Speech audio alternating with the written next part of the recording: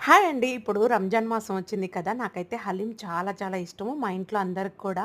అయితే మటన్ చాలా తక్కువ తింటాము మా ఇంట్లో. అంటే ఇయర్లీ వన్స్ అట్లా తింటాము.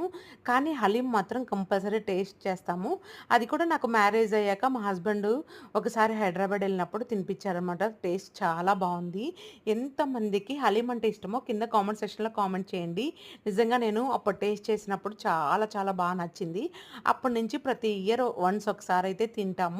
ఈ రంజాన్‌లో నిజంగా అసలెంత బావుందంటే అంత బావుంది. మాకు ఒక్కొక్క బాక్స్ వచ్చి రూ. 300 పడింది.